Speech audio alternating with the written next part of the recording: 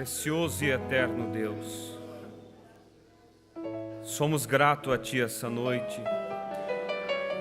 pela oportunidade de estarmos aqui em Tua presença, por sermos amados por Ti, Senhor, por ter sido escolhido pelo Senhor para ser povo Seu, ovelhas do Seu pasto, para ser aqueles que compõem o grande plano do Senhor, o grande plano da eternidade, Pai. Obrigado, Senhor, por ter nos amado. Obrigado por ter nos dado a chance e a oportunidade de chegar ao Seu lado, Pai. Obrigado por tudo que ouvimos nesta noite. Obrigado pelos hinos que elevamos a Ti como adoração e gratidão pelo Seu amor. Obrigado por cada jovem que tem dedicado suas vidas para Ti. Obrigado por cada irmão, cada irmã que tem lutado, Senhor, por esta causa justa. Obrigado pelo nosso pastor. Obrigado pelos nossos diáconos. Obrigado, Senhor, pelos músicos, pelos cantores. Obrigado pela mensagem, Pai, pela fartura de pão que o Senhor tem dado em nossas vidas. Só temos que Te agradecer, Pai, por tudo que é em nossa vida. Muito obrigado, Senhor, pela palavra que será trazida nesse momento, pelo coroamento dessa reunião, desta noite, que vamos encerrar daqui a pouco, Senhor, selado com a bênção celestial, da qual está desde o início nos regando e nos abençoando. Se alguém entrou aqui doente, Senhor, que saia por essas portas curado. Se alguém entrou aflito, oprimido, que saia daqui liberto de toda a opressão, Pai, pois repreendemos as obras das trevas pelo poder do sangue do Senhor, em nome de Jesus Cristo, Teu Filho. Amém, Jesus. Boa noite, irmãos. Que a graça de Deus continue sobre cada um de nós. E já fomos abençoados por Deus, por cada palavra que ouvimos. Fomos abençoados por Deus pelos hinos. E só de estar aqui já é uma grande bênção. Só de olhar para cada jovem que tem dedicado a vida deles para Deus, que tem renunciado a si mesmo para viver para Cristo, isso é uma grande bênção. E é a razão para todos os pais serem muito gratos a Deus, por seu filho não ser um drogado, por seu filho não ser alguém lá de fora, mas alguém que está lutando para fazer o que é correto. Que Deus abençoe a todos. Eu quero convidar os irmãos para ler a Bíblia, abrir nossas Bíblias, em Lucas capítulo 17, versículo 11 ao versículo 19, uma pequena meditação para encerrarmos esta noite, essa reunião desta noite, crendo com todo o coração que há muito mais pela frente ainda, amém? Todas as vezes, sem exceção, não há nenhuma reunião de jovens que a gente dissesse não foi boa. Todas foram abençoadas, porque Deus sempre tem se agradado do esforço e Deus ama os jovens. E Ele prometeu através da mensagem desse profeta que esta mensagem seria levada através de jovens. E quando vocês olham velhos pregadores como o nosso pastor e tantos outros, você pode pensar, mas como que a mensagem está sendo levada por jovens quando olhamos tantos anciões, mas olhe o passado e veja quando Deus os chamou para esse ministério. E há uns 2 domingos atrás, quando o pastor estava falando sobre escândalos, para que nós não cause escândalos, ele falou algo que marcou em meu coração, depois até comentei com o irmão Vicentim. Muitas vezes nós contamos histórias de grandes homens que Deus usou, e que ficou lá já na história, no passado. E esquecemos muitas vezes de olhar ao nosso redor e ver que o mesmo Deus tem feito as mesmas coisas, somente através de outras pessoas. Quando nós olhamos para Moody, não há como nós olhar para Moody sem dizer que uma pequena lavadora de roupa, que ganhava o dinheiro para sobreviver lavando roupas, foi ela que ganhou Moody, e foi Moody que ganhou milhares de almas para Cristo. Enviou mais de 1 milhão de almas para Cristo.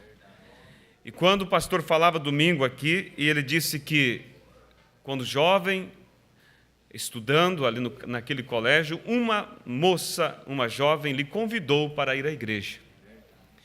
E quando ele foi à igreja, ele foi alcançado por Cristo. Então você olha o papel, o desempenho e o ministério desta pessoa que o convidou. E quando olhamos pela graça de Deus, tantas coisas que Deus tem feito através desse ministério, não há como você tirar, colocar de lado aquela pessoa que o convidou para ir à igreja. Então, todos nós temos um papel importantíssimo na obra de Deus, e você deve sempre seguir a inspiração do seu coração e sempre ser uma luz. E de repente, somente do outro lado, você vai saber do que é que você foi capaz de fazer através do seu testemunho, da sua vida para Cristo. Vamos ler São Lucas, capítulo 17, versículo 11. Nos diz assim a palavra de Deus: E aconteceu que, indo ele a Jerusalém, passou pelo meio da Samaria e da Galiléia, e, entrando numa certa aldeia, saíram-lhe ao encontro 10 homens leprosos, os quais pararam de longe. E levantaram a voz, dizendo: Jesus, Mestre, tem misericórdia de nós. E ele, vendo-os, disse-lhes: Ide, e mostrai-vos aos sacerdotes. E aconteceu que, indo eles, ficaram limpos. Agora observe aqui. E um deles, vendo que estava são, voltou glorificando a Deus em alta voz. E caiu-se aos seus pés, com o rosto em terra, dando-lhe graças, e este era samaritano. E respondendo Jesus, disse: Não foram 10 os limpos? E onde estão os 9? Não houve quem voltasse para dar glória a Deus, senão este estrangeiro? E disse-lhe: Levanta-te e vai, a tua fé te salvou. Podeis assentar? Quando irmão Vicentim me ligou e dizendo que sentiu no coração dele para que eu pregasse hoje à noite, eu me alegrei em meu coração porque eu sabia do tema que era gratidão, e Deus tinha em meu coração esse tema qual eu vou pregar.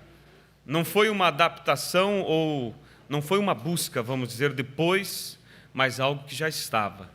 Então eu vejo Deus, Ele tem uma linha, e nós nos alegramos quando vemos cada um de nós seguindo esta linha do Espírito, e é necessário que sempre nós esteja atento para captar a linha do Espírito, porque isso nos fará mais próspero.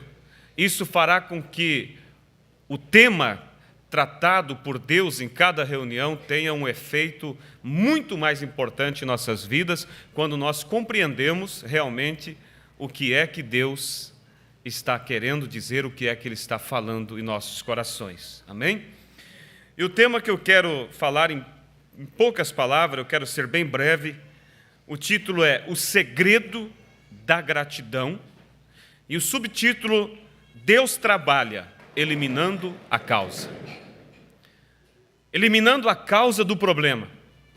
Parece que não há uma coerência entre o título e o subtítulo, mas era o que estava em meu coração, falar sobre o segredo que há por trás da gratidão.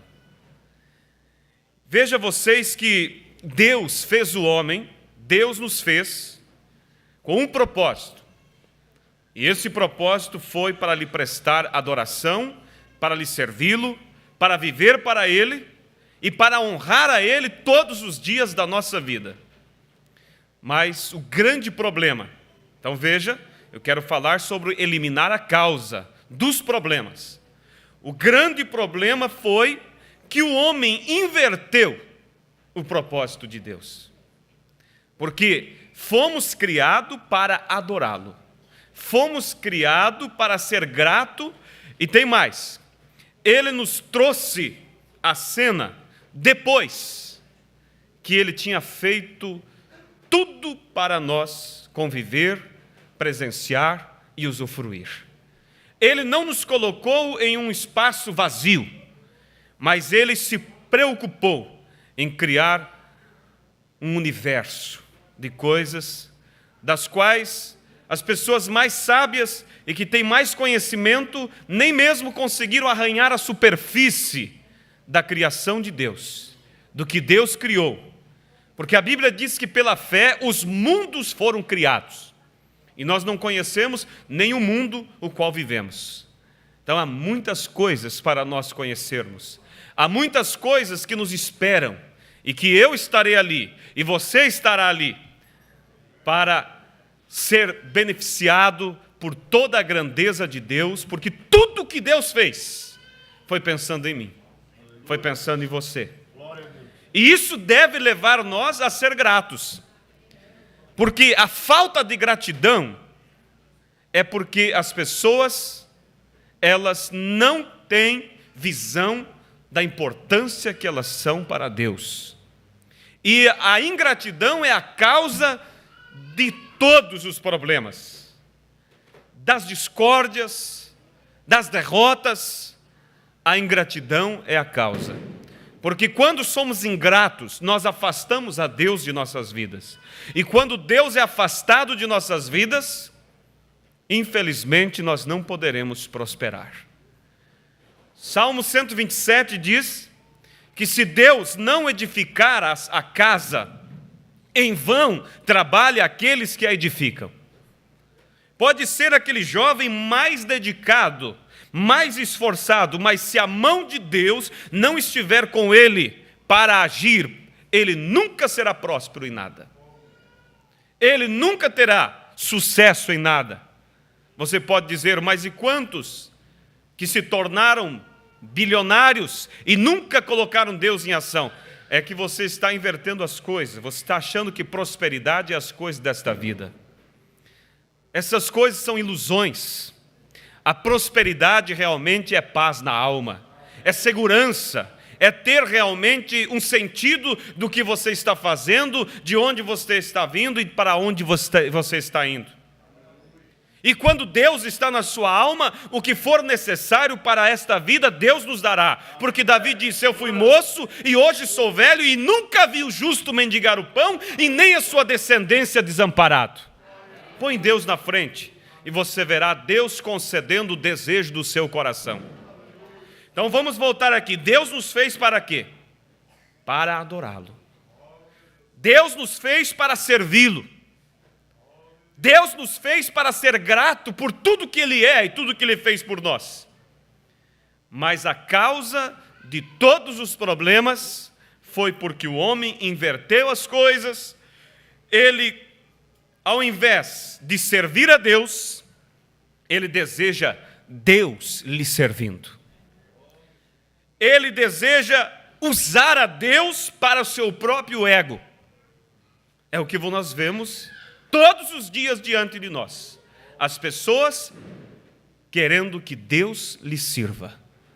As pessoas exigindo de Deus, exigindo que Deus lhes preste um serviço, uma adoração, podemos dizer.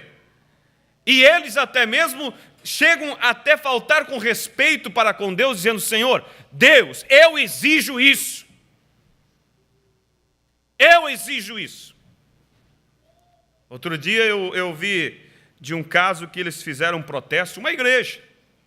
Era o dia da revolta contra Deus. E eles convocar as pessoas para saírem às ruas, para protestar. Era o dia do protesto. Porque eles disseram, não é justo que o ímpio tenha carro do ano e nós cristãos não tenhamos. Você vê as pessoas querendo que Deus os sirva, que Deus preste a eles um culto, quando Deus nos fez para servi-lo, para adorá-lo. Então há um grande segredo por trás da gratidão. E o propósito de Deus, ele sempre trabalha eliminando a causa do problema. E o problema é a inversão das coisas. Quando Jesus disse, buscai em primeiro lugar o reino de Deus e a sua justiça, e as demais coisas vos serão acrescentadas. Aquele moço, aquela moça, que põe o seu coração realmente para servir a Deus, para buscar o Espírito Santo, que gasta o seu tempo. Por isso a Bíblia diz, lembra-te do teu Criador nos dias da tua mocidade. A Bíblia não diz nos dias da tua velhice, porque os dias da velhice são enfado e canseira, mas o tempo da mocidade é um tempo oportuno, onde você tem um caminho vasto pela frente e você pode fazer muitas coisas. Há pessoas que depositam suas riquezas comprando ações. Um acionista nunca vai comprar ação de uma empresa falida, mas ele vai pesquisar o mercado para encontrar uma empresa que tenha tudo para crescer, para aumentar, para expandir. Por isso, os olhos de Deus e os olhos do diabo também estão voltados para os jovens, porque são eles que têm tempo, têm vigor, têm força para fazer muitas coisas, para mudar para o bem ou para trazer as coisas para a desgraça. E é ali onde Satanás tem investido toda a sua força, tudo que ele tem é nos jovens. Mas Deus, por seu lado, também. Ele tem procurado jovens que abram o seu coração. Por isso ele disse, lembra-te do teu Criador nos dias da tua mocidade.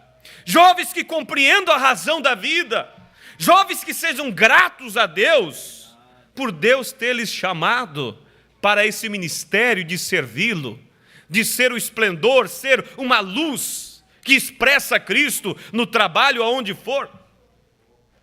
Jovens que não sentem como um fardo pesado servir a Deus, mas um prazer mostrar para o mundo que ainda há pessoas diferentes, que ainda há pessoas que vivem e andam na contramão do mundo.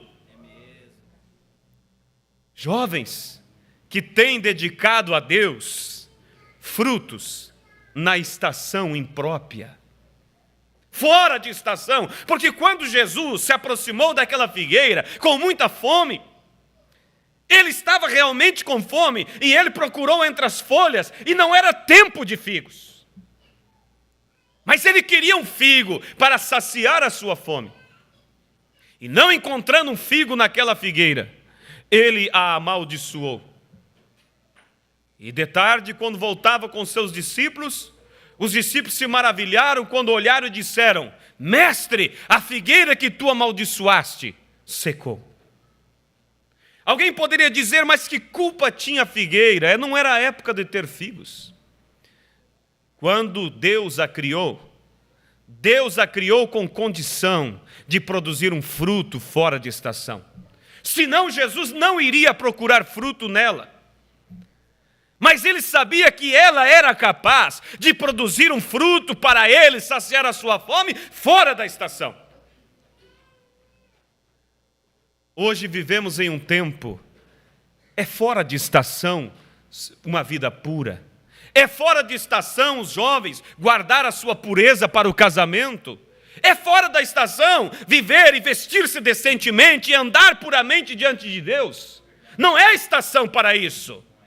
Mas a estação é própria para o mundanismo, para o sodomismo, para a imundícia que o mundo oferece dia após dia.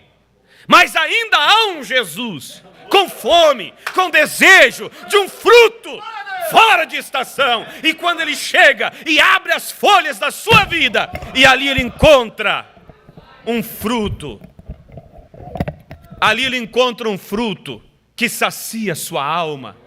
Aquilo é realmente uma adoração a Deus. Aquilo é e isto, Satanás, aqui há um filho. Você diz que não é estação, você diz que não é tempo para isso, mas eu tenho um filho, eu tenho uma filha que se comporta, que anda nos meus caminhos, que não se envergonha de carregar a minha imagem expressada em seus atos, em suas palavras, em seu comportamento, que age contrário àquelas pessoas modernas, seja onde for. Então Deus se agrada e Deus está em busca disso. E quando você encontra a razão da sua vida, que é isso, fazer algo para Ele, não buscar dEle, Ele está pronto a dar o que nós precisamos, não precisa pedir. É uma consequência da gratidão receber aquilo que nós necessitamos. Quando você encontra o segredo da gratidão, que é para isso que Ele te fez, é para isso que Ele te gerou, é para isso que Ele nos trouxe ao mundo, você não precisa se preocupar com um bom casamento, com uma vida financeira estável. Você não precisa se preocupar com essas coisas. Ele te dará. Ele disse que Ele dá o desejo dos nossos corações. Ele compreende muito melhor do que nós o que nós precisamos. Mas a causa é querer ser servido por Deus, ao invés de servi-lo, ao invés de prestar a Ele gratidão por tudo que Ele é e tudo que Ele fez por nós. Então Jesus disse: buscai em primeiro lugar o reino de Deus e a sua justiça, e as demais coisas vos serão acrescentadas. Isso não é somente uma escritura, uma força de expressão. Isso não é somente um jogo de palavras. Isso é para ser vivido. Isso é para nós realmente parar e dizer: primeiro o reino de Deus, primeiro a adoração, primeiro a gratidão, e depois Deus cuidará do resto. Deus conduzirá, Deus te abençoará, Deus irá abastar a sua vida de bênçãos, que você realmente vai olhar e dizer: eu nunca imaginava que eu poderia ter isso. Mas põe Deus em primeiro lugar. É um segredinho que nós devemos realmente olhar, e eu creio que todos nós, se nos examinarmos, vamos ver que estamos em falhas concernente a isso. Porque nos preocupamos sempre, primeiro nós, depois se sobrar tempo para Deus. Quantos aqui, se fosse pedir para levantar a mão, quantos aqui pediu folga um dia na empresa, para tirar umas férias, para descansar ou para passear? Creio que todos levantariam a mão. Mas quantos aqui algum dia pediram folga para se recluir, para se consagrar, para buscar a Deus? O que é que Deus quer de mim? Quem sabe nenhuma mão se levantaria. Na mensagem, creio que é imagens de Cristo, ou uma vida escondida com Cristo, o profeta diz que é necessário tirar um tempo, pegar uma folga do trabalho, para você buscar a Deus, para você se isolar. E ele disse: há pessoas aqui com 20 anos mais de conversão, que nunca, homens e mulheres, nunca ganharam uma alma para Cristo. E o profeta dizia: a causa e a razão de nunca ter ganhado uma alma para Cristo, o profeta dizia, é porque nunca pararam quietos o suficiente para Deus trabalhar em suas vidas. Corremos, buscamos, trabalhamos, edificamos, enchemos e se esvaziamos na mesma hora. Por quê? Porque não sabemos colocar Deus em primeiro lugar. Mas quando Deus edifica a casa, ela é segura, ela é sólida. A queda dela seria a queda de Deus. Disse a Bíblia, Salmo 127, se Deus não vigiar a cidade, em vão vigia o sentinela. Pode estar armado, pode estar atento, ele será pego a qualquer momento. Mas quando Deus vigia aquela cidade, não há inimigo que possa adentrar por ela, porque para passar por ela terá que passar por Deus. Se você põe sua vida nas mãos de Deus, reconhece realmente a razão que Deus te chamou, Deus te trouxe, e leva aquela vida de gratidão, de adoração, de rendição para com Deus, irmãos, você não vai nem precisar pedir, porque Deus vai suprir todas as tuas necessidades. Na mensagem, ide e dizei aos meus discípulos, o profeta fala sobre os pássaros. E ele diz que se os pássaros, deixa eu ler aqui nas palavras do nosso profeta, ele disse, hoje Ele vive dentro de nossos corações. É por isso que somos felizes e podemos cantar. Amém?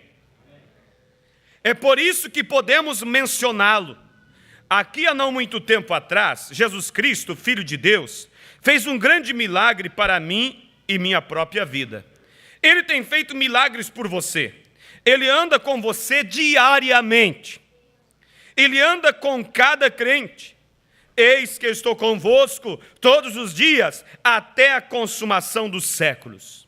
Não importa o que aconteça, Cristo ainda vive e reina hoje no coração humano.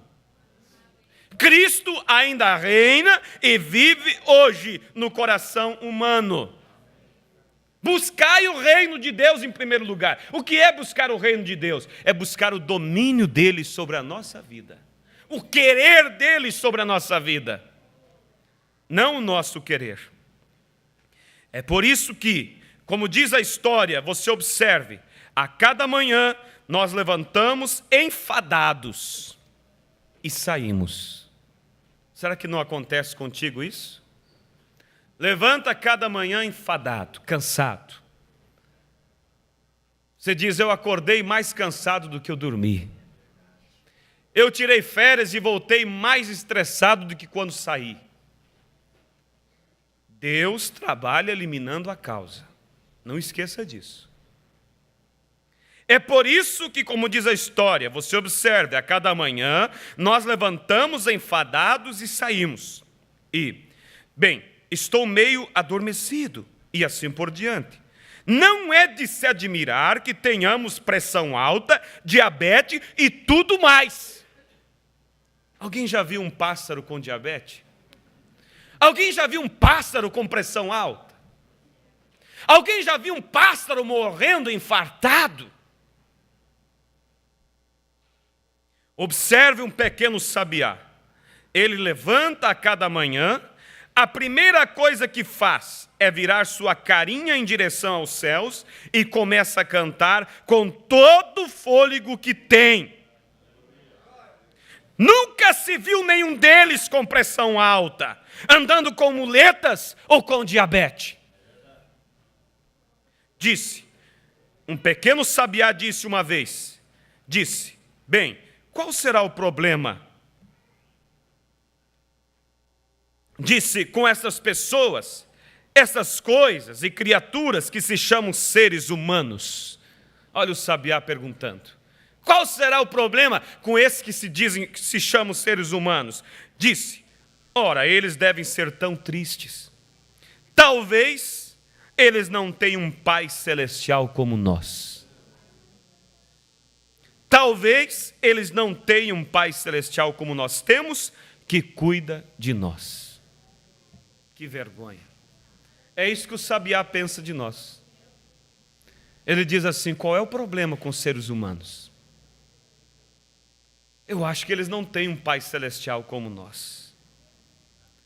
Então todos os problemas surgiram porque o homem saiu do seu lugar. Deixou de servir a Deus e passou a querer ser servido. Passou a querer ser adorado por Deus.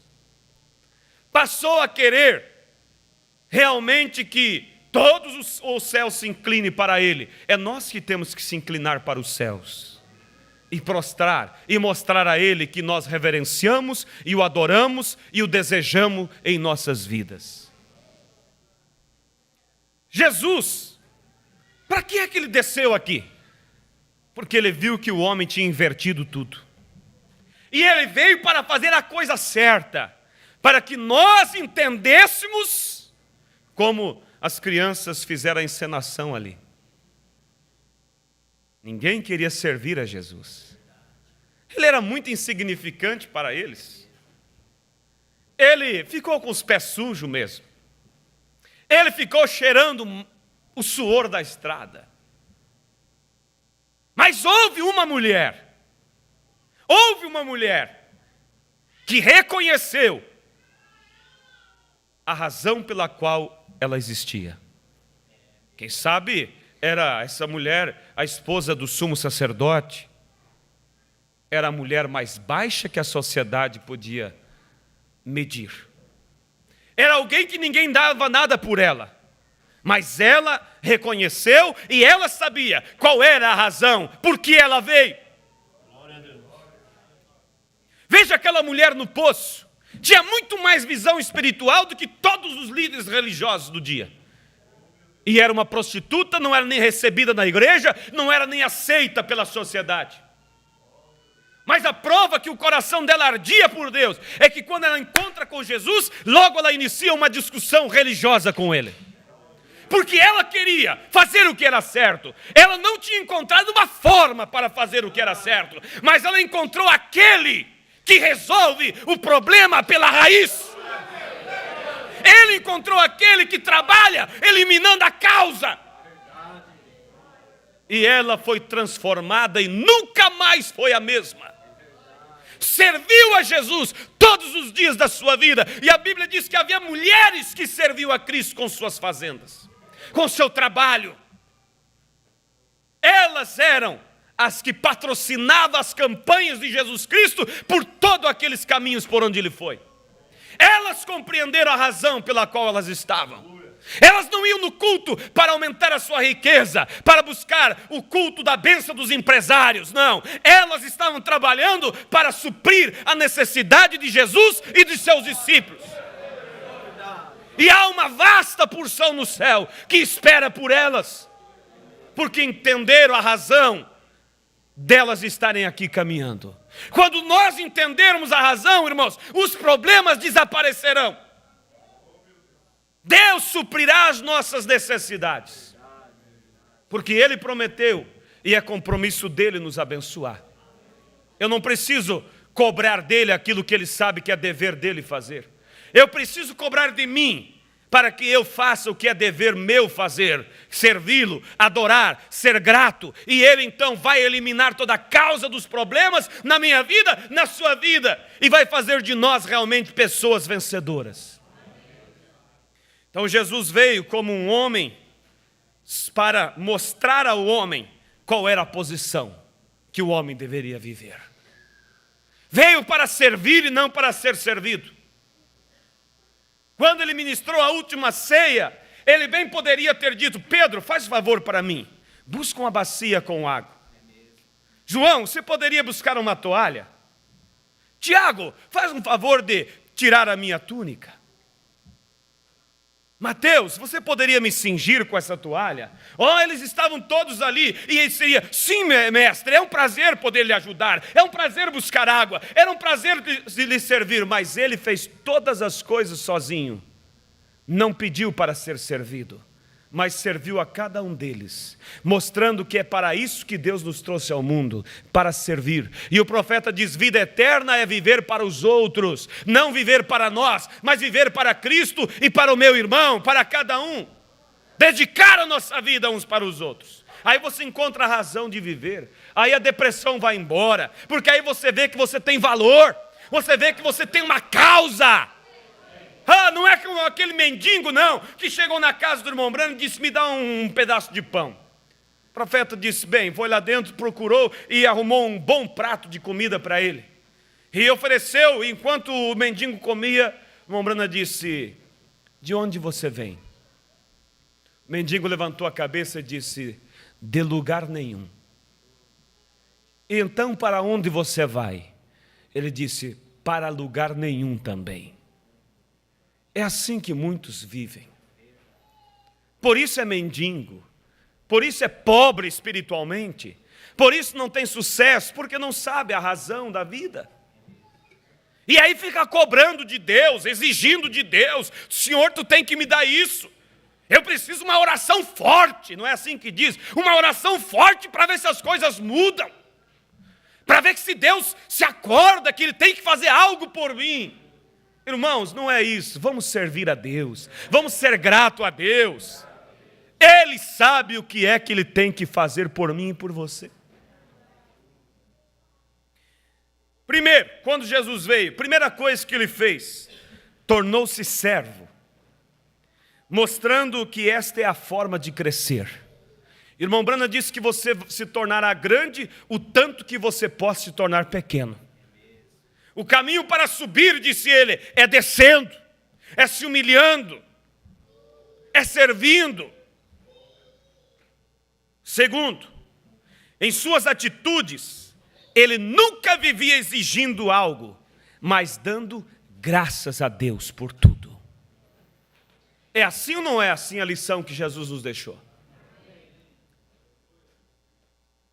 Quando ele estava ali naquela reunião e havia milhares de pessoas, e ele disse para os discípulos, temos que arrumar comida para essa gente, porque se eles voltarem para casa sem comer, eles vão desvanecer, eles vão desmaiar no caminho. E aí eles disseram, temos só aqui 2 pães, 5 pães e 2 peixes. Ele disse o quê?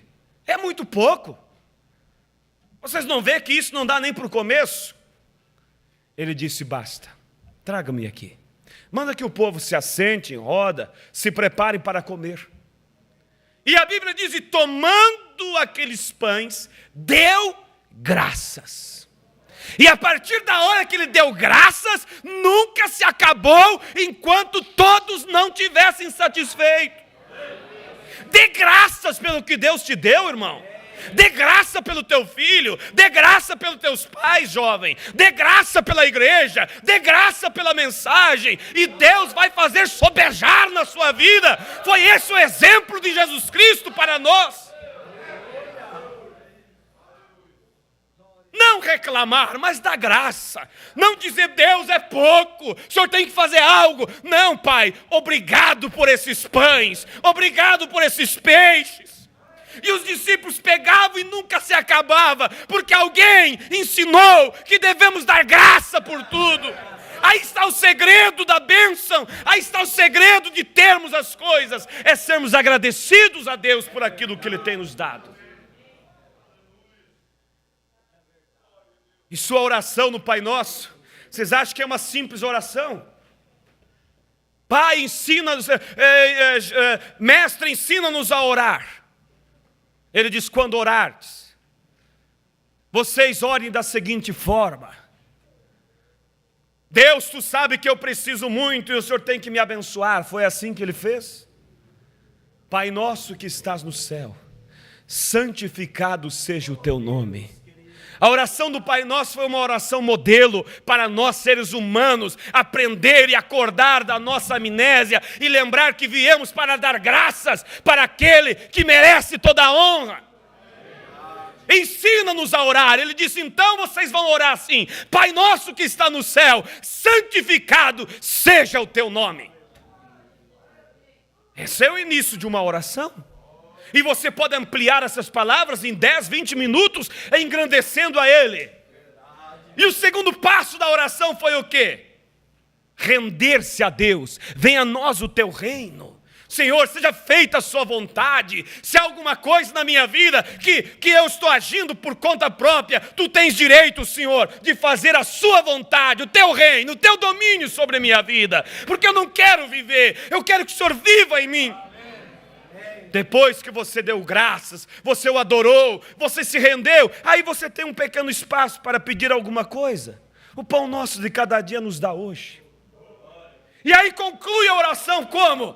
Porque teu é o reino, o poder e a glória para todos sempre, amém. Você encerra a oração adorando a Deus, um início, meio e fim. Essa é a oração, é como devemos nos achegar a Deus. Mas invertemos as coisas, só sabemos pedir, só queremos que Deus nos sirva, só queremos exigir de Deus.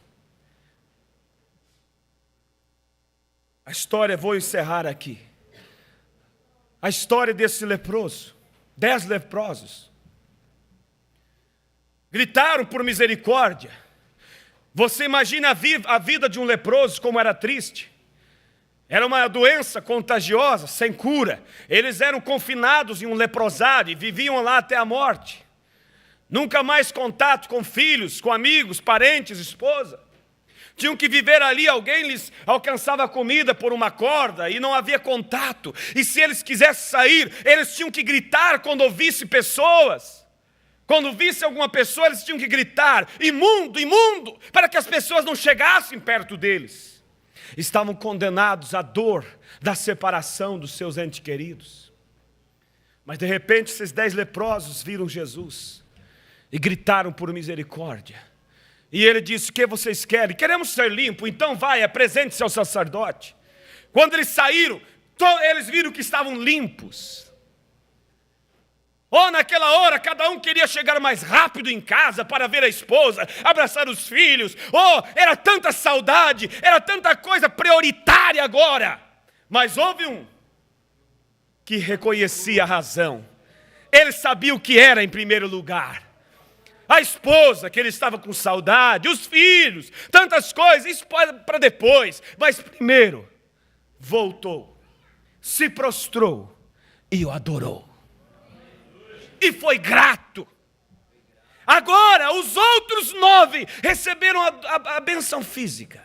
Mas este, que voltou a agradecer, foi eliminado a causa da lepra. Porque Deus quer eliminar a causa. E a gratidão leva Deus a eliminar a causa dos problemas. Deus disse para ele: a tua fé te salvou. Ele saiu dali curado internamente. A lepra era sinal de pecado. Ele precisava ser perdoado. Ele precisava ser salvo. A gratidão fez com que Deus eliminasse a causa dos problemas. Os outros 9 amanhã ou depois poderiam estar leprosos outra vez. Mas esse teve a causa eliminada. Porque ele entendeu que ele tinha que adorar a Deus. Que ele tinha que ser grato a Deus. A gratidão, irmão, leva a Deus a eliminar a causa dos problemas. A gratidão da mulher que se prostrou aos pés de Jesus e chorou e com lágrimas quentes lavou, secou os seus pés com seus cabelos. Vocês não me deram ósculo quando cheguei aqui. Vocês não me deram boas-vindas. Mas esta, desde que chegou, não cessa de beijar os meus pés. De ser grata. Mulher, a ti te digo, teus pecados são perdoados. Eliminou a causa da miséria na vida daquela mulher. Eliminou a causa dos problemas na vida daquela mulher. Tornou-se uma santa de Deus, que passou a servi-lo com seus bens, junto com as outras. Vamos ser grato a Deus. Vamos adorar a Deus. Antes mesmo de você ver o resultado das coisas, adore a Deus. Eu tenho algumas coisas aqui, eu não queria tomar mais tempo, mas só mais um pouquinho que o profeta diz na mensagem A Crença de Maria, parágrafo 27 a seguir. Ele disse: eu quero que vocês notem uma outra coisa acerca de Maria. Ela não esperou até que houvesse algo positivo. Vou ter o filho? Tudo bem. Quando eu sentir então as coisas, quando eu ver que realmente, então, e colocasse um monte de requisitos para o anjo. É o que nós fazemos para Deus. É ensinar a Deus, como o pastor falou quarta-feira aqui. Senhor, faça assim, assim, assim. Ela, disse o profeta, não esperou até que houvesse algo positivo. Ela não esperou até que sentisse vida ou um sinal físico de que teria aquele bebê. Antes que dissesse qualquer coisa a respeito daquilo, ela apenas tomou. A palavra de Deus era suficiente para ela. Ela começou a se regozijar, ser grata, adorar. Imediatamente, antes de sair de casa. Mas aqui embaixo. Maria, ela não esperou até que estivesse positiva. Ela não esperou até que visse algum sinal físico. Se eu procurasse por algum sinal físico daquilo para o que estou guiado a fazer essa noite, eu esperaria que cada assento aqui estivesse ocupado. Enquanto que o lugar Enquanto que o lugar que tem uma grande multidão, houve 120 no cenáculo, mas todos eles estavam nas mãos de Deus. Deus iniciou um avivamento com aqueles 120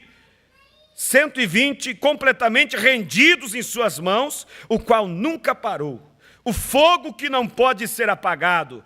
O que não poderia Deus fazer esta noite com essas centenas em suas mãos que estão se preparando, crendo, mantendo sua promessa diante dele? Agora, Maria poderia ter esperado até que tivesse algum tipo de sinal de que ela seria mãe.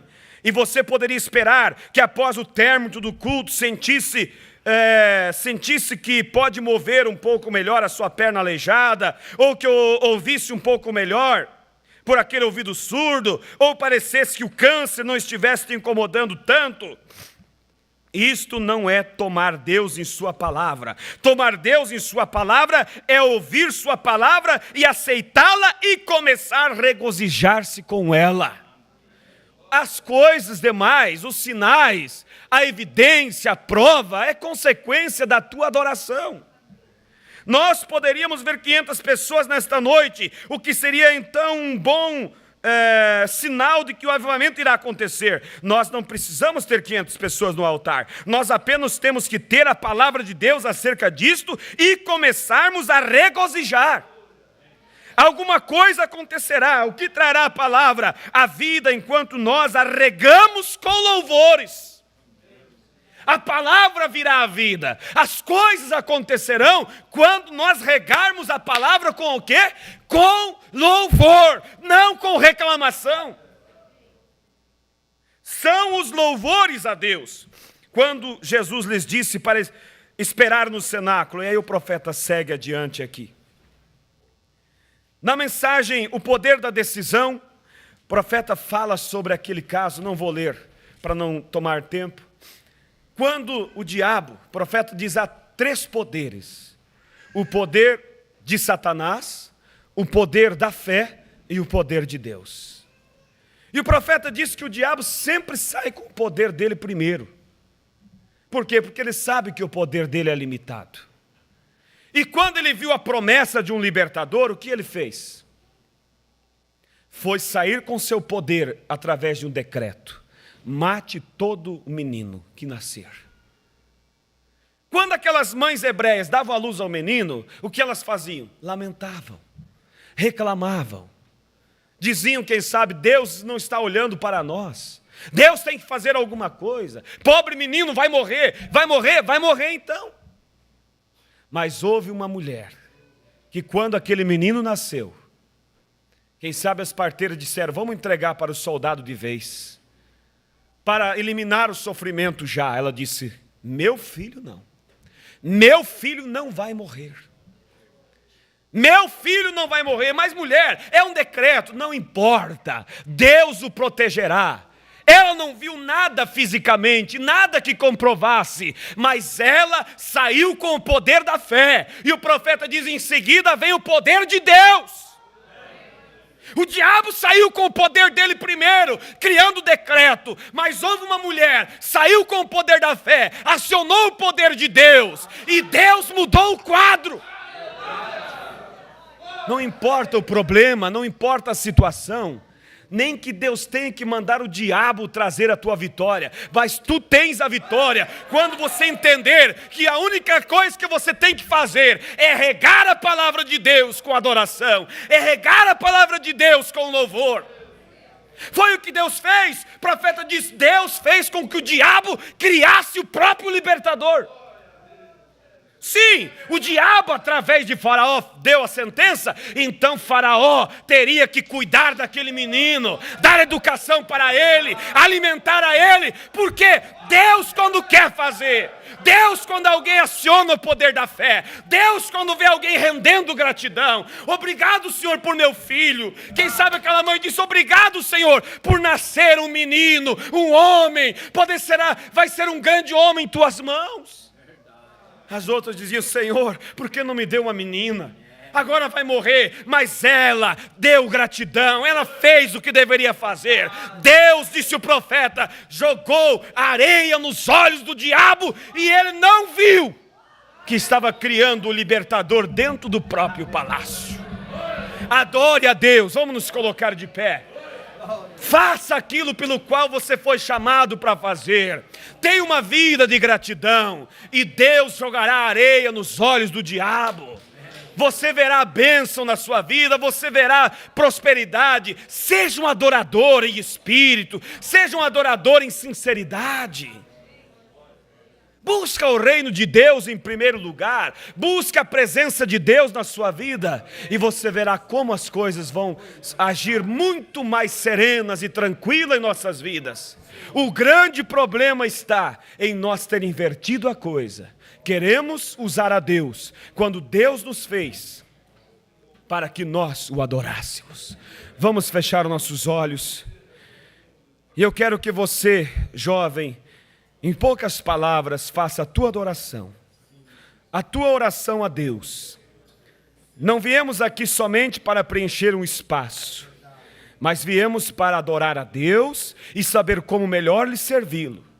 E eu creio que cada um de nós deseja um 2013 melhor, aonde possamos ter as coisas mais leves, mais tranquilas. Vamos começar diferente, vamos começar adorando a Deus. Vamos começar dando mais tempo para Ele. Porque você corre tanto, trabalha tanto e não consegue ver as coisas saírem do chão? Faça a tua oração, entregue-se a Ele. Se você reconhece que você tem sido falho nisso, e você entendeu que Jesus veio, se fez homem, para mostrar ao homem qual é o papel do homem, que é servir e não ser servido, que é adorar, que é dar graça ao Pai. Pode você agora falar com Ele. É você e Deus. É a tua oportunidade de mudar as coisas na sua vida. Seja um adorador. Vocês jovens, fale com Deus. Fale com Ele. Aleluias. Você não tem o que pedir para Ele?